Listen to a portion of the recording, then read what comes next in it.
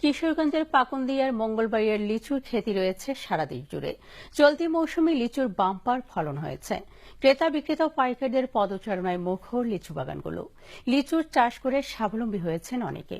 কিশোরগঞ্জ প্রতিনিধি রুমন চক্রবর্তী রিপোর্ট জানাচ্ছেন রাশেদ আকুন। সুস্বাদু মিষ্টি লিচুর কারণে মঙ্গলবাড়িয়া পাকুন্দিয়া পৌর এলাকার একটি পরিচিত গ্রাম। প্রায় 200 বছর ধরে লিচু চাষ হচ্ছে এই গ্রামে, তাই তো এই গ্রামের নামকরণ করা হয়েছে মঙ্গলবাড়িয়া লিচু। চলতি বছর এই গ্রামে প্রায় 7000 গাছে লিচুর বাম্পার ফলন হয়েছে। আকারেও যেমন বেশ বড়, রং ও স্বাদেও ব্যতিক্রমী। কেবল কিশোরগঞ্জে নয়, দেশের অন্যান্য জেলাতেও মঙ্গলবাড়িয়া লিচুর রয়েছে বাড়তি চাহিদা। আমরা ওই কোরিয়া থেকে এই জায়গায় আসি, আইসা এই লিচু কিনিয়া চালান দেই। আমরা ঢাকা, ভৈরব, সিলেট, চিটাগাং কি কারণে চালান দেই, সেই লিচুটি খুবই মজা।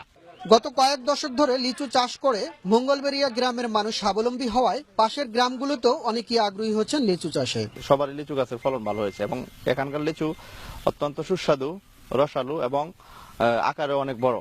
তাই দূর দূরান্ত থেকে অনেকে আসে এই এলাকার লিচু কিনে নিতে, এবং আমরা যারা লিচু চাষি সবাই অনেক লাভবান এবছর লিচু বিক্রি করে। দামও ভালো। লিচুর চাষ অন্য সনেতে 2-5 বছর ধরে লিচুর চাষ অতিরিক্ত বাড়াবাড়তেছে, যে অন্য ফসলতে লিচু চাষটাতে লাভবান বেশি।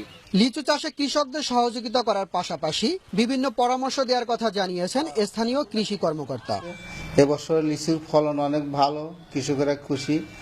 আর এই লিচু গাছের পরিচর্যা এবং তাদের রক্ষণাবেক্ষণের ব্যাপারে কৃষি বিভাগের সার্বিক তত্ত্বাবধান রয়েছে। সরকারি ও বেসরকারি সহায়তা পেলে একদিকে যেমন মঙ্গলবাড়িয়ার উৎপাদিত লিচুর প্রসার আরো বাড়বে, তেমনি পাল্টে যাবে স্থানীয় অর্থনীতির চিত্র। এমনটাই প্রত্যাশা স্থানীয়দের। Rashed Akon, Asian television.